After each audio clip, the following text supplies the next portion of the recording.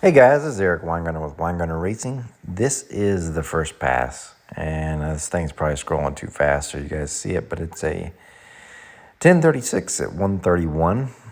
All I did was put on the slicks. In case you're wondering what happened from last time, well, last time it had the same engine, which is a 406 small block Chevy. This has that Torque Storm Supercharger. You can actually watch the video when it gets dynoed. This is on pump gas. It has no intercooler.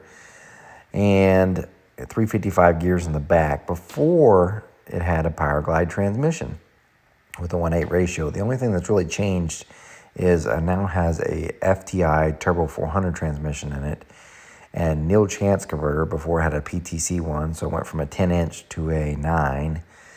And then besides that transmission, and the slicks, it now has slicks on it. So it's a 28-10-5 slick. So that alone, before it was best it went was a 1057, but that was only one outing.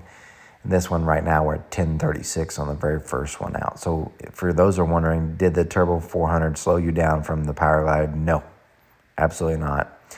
It was faster. The mile an hour matched it, even with the slicks. And let me explain the slick thing.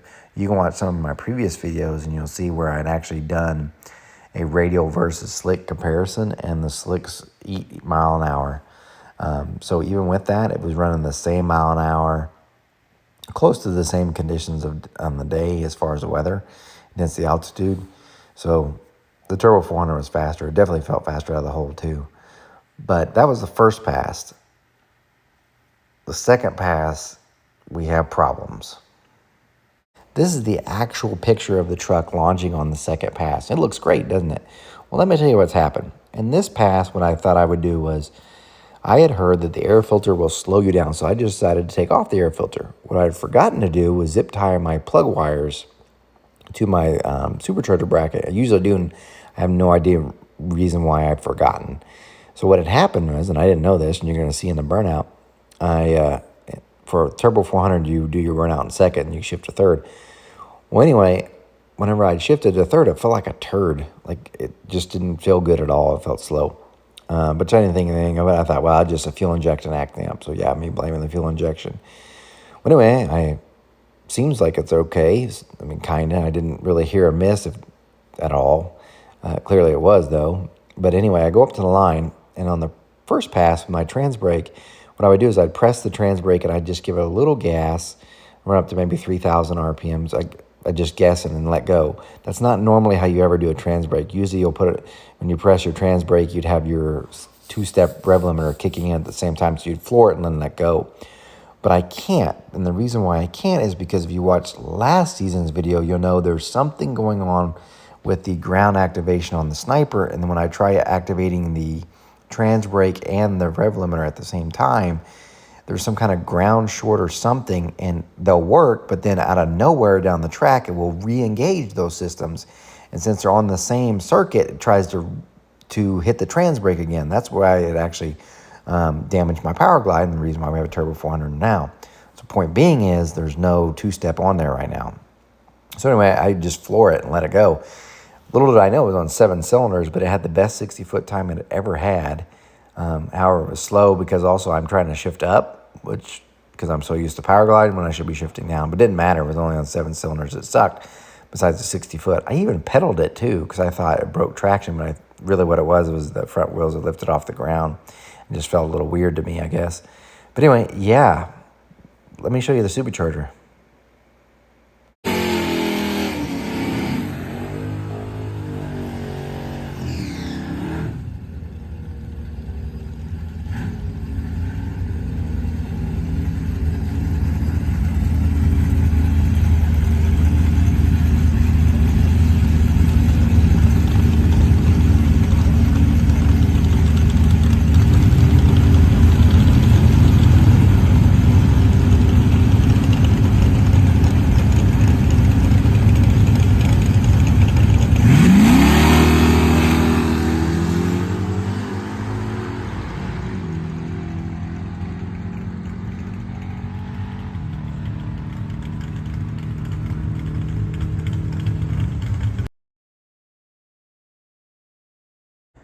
After I made the second run, when I came and looked at the truck, I found this.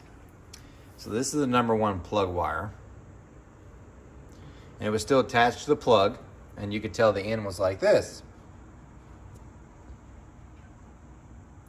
Now this is the other end of the spark plug wire, still attached to the distributor, and it was hanging over there by my brake master cylinder. So this is over to the side and that's over there. So yeah, I was running like crap because it had split the wire. And then the question becomes, well, how did it split the wire? Well, for whatever reason, I guess I had forgotten to, when I put the spark plug's wires over, usually I zip tie them to the bracket that holds the torque storm, but I guess I had forgotten. So my brilliant idea was, hey, take off the air filter, it'll go faster, right? Well, what happened was the old spark plug wire, I guess it got bounced, and then it had enough suction, or it got close somehow, and it had enough suction and sucked it right into the supercharger. And so from that point, you're like, there's no way that could happen, because it'd be like this. Well, evidently it's got enough suction that it finally pulls it there and then snaps it off. And you could see the black marks in the supercharger here. That's where the wire was going around. I mean, it's obvious that it went through. And there's other signs too, and I'm gonna show you those in just a second. But yeah, that spark plug wire, it went through the supercharger. Now, oddly enough, there's some other clues here that get things to talk about with it. But for one, if I turn it, it's kind of got a weird sound now. Almost like it's rubbing something.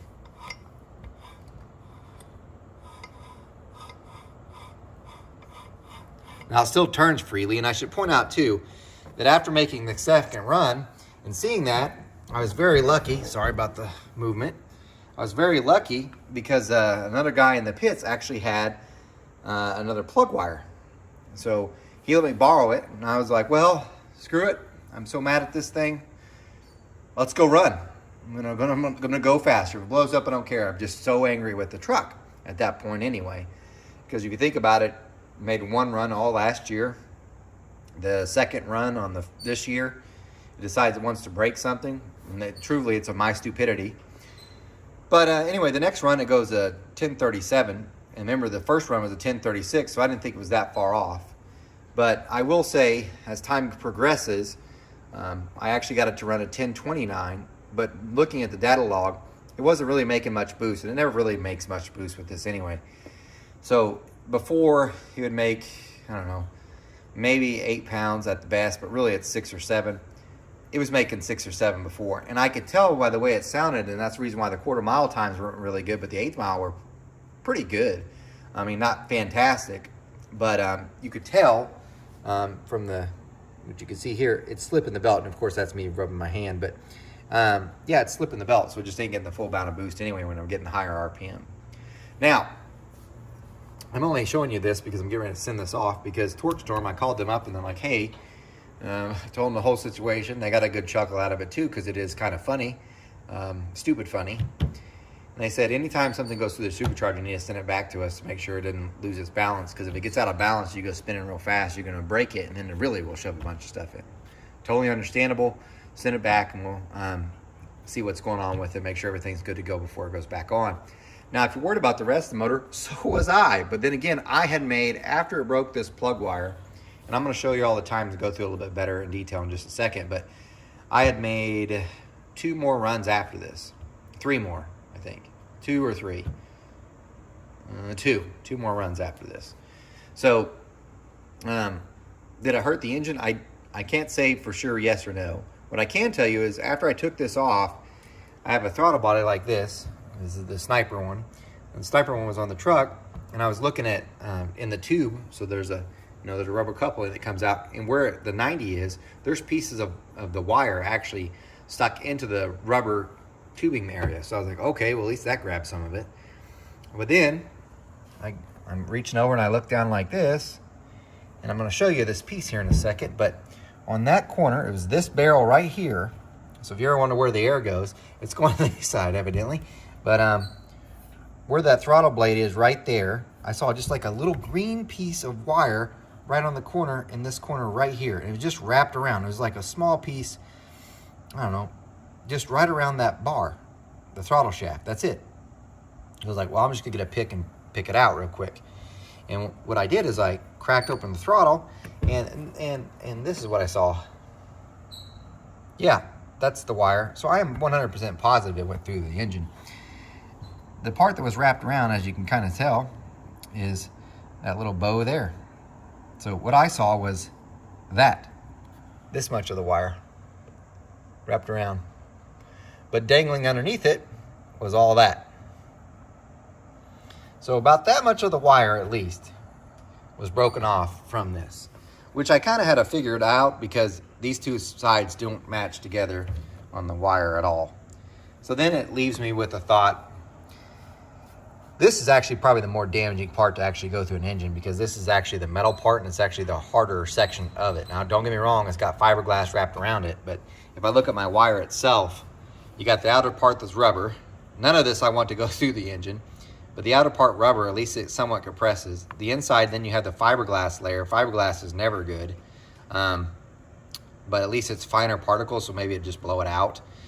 But probably the worst part, of course, the inner core, because that part's the graphite and copper, and those don't really compress very easily and can damage stuff. So, yeah, that went through the rest of the outer sheath. Either that or it broke off at some, like when it was spinning. Maybe some of it got ejected out of the suction, which I highly doubt. Or maybe it's still trapped in the supercharger and they're going to find it too. I don't know. Point being is, it's definitely gone. And I know some of it had to have gone in the engine. I'd be an idiot to think that it didn't. I pulled off the valve covers on both sides of the engine, checked last. There was one valve that was 1/1000th looser. So I wouldn't consider that like a red herring or anything, because there just wasn't. I then took it for a drive without the supercharger on it, and after pulling this out and checked the valves again, and one of the exhausts on the other side was 2/1000. But then again, I checked the day before and it didn't have any. It seemed fine, and I'm just checking to make sure they're not like 5 or 10 thousandths off, so maybe a little bit there. I did check blow-by on the entire passenger side. The blow-by on the engine has never been great. I mean, it's bad. It's been bad since it got in. It came off the dyno, it was bad. Because I checked it actually when I got back from Nyes, it was bad. So before, I think it was like 12%. I checked one cylinder on the driver's side, it was 12%. On the passenger side, it was like very rear cylinder, which the one with the lash got a little off. That one was 9. The next one to it was 10.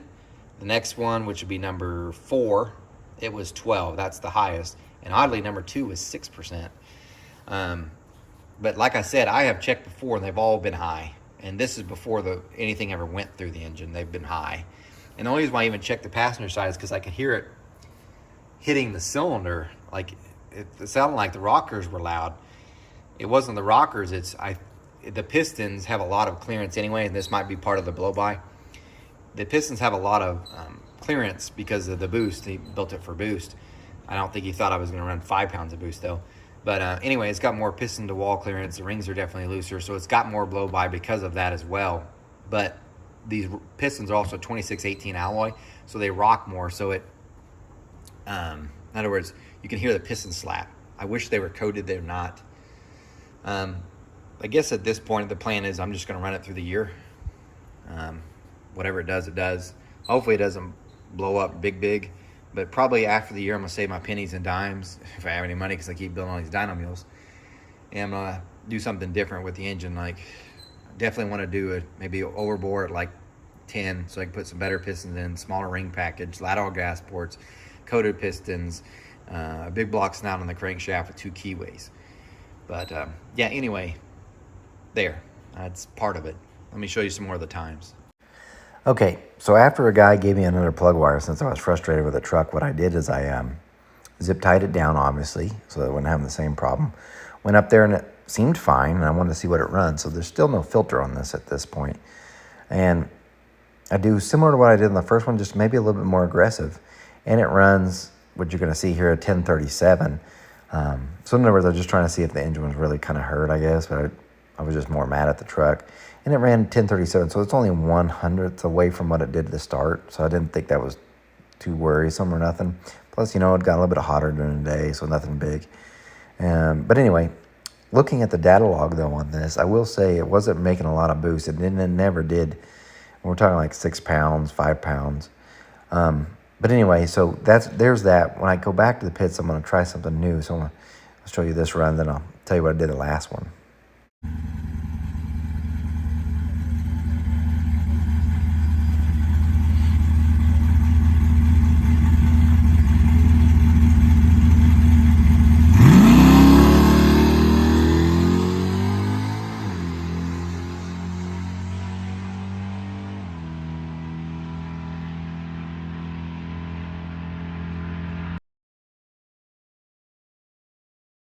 This is the last pass. I'm not going to bore you with a bunch of details, except for here's what I did. I put the air filter back on because the non-air filter didn't look like it picked up. After all, it was only 100 slower, which it could have been the heat anyway. So I put the air filter back on, but I did do this. I pulled a plug and they looked fine. And, I had my 91 octane with my splash of 118 in there just to be safe. So I thought, you know what? I'm really conservative on timing. I've only got 24 degrees in this thing. Why don't I just turn it up? So what I did is I went into the sniper, and from 5,000 to 6,000, so I didn't add it the whole way. From 5,000 to 6,000, I added 1 degree, so it bring it 25 degrees during that time. And from 6,000 to 7,000, I added 1 more degree, so from that 1,000 RPM span, it would go to 26 degrees. And then I ran it that way. And so you're going to see in the video, but it feels way stronger, especially when it was leaving. So from the one shift, you could definitely feel it pulling harder on that section. So the timing really was helping. I will say this, it wasn't until I went back and looked at the data log that I spotted that probably the part of the reason why. One of the things I have set up in the sniper as a safety is on the air temperature. So what I have it is if it gets to anything over, I think it was 150 or 160, it'll start dropping 1 degree of timing for every 10 degrees. And I forgot I had that in there from last year or whatever. So anyway, the air temperatures were actually super hot. It was like 175. That was the air intake temperature because it's non-intercooled. So what it was doing was, even though I had told it to add 2 degrees, it was taking out 1.5 anyway, because of the heat in the air. So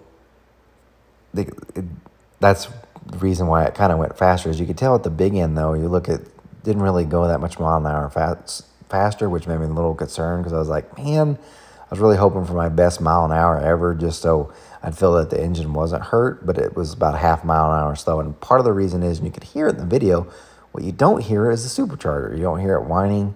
So I don't think it's making any boost. And you look at the data log and this is probably the reason why it felt so strong in the first gear taking off, it would go from 6 to 8. But as soon as I shifted, it was at 5 to 6. Even in third, 5 to 6. It never got out of that. So it was like making 5 to 6 pounds of boost is make a lot of heat, and it was taking a lot of timing. So I'm almost at the point I probably could have gone just as fast almost in A, because then I could have had all my timing in and wouldn't have had the air temperatures and probably would have gone just as fast. And I know there's several people going this fast in A.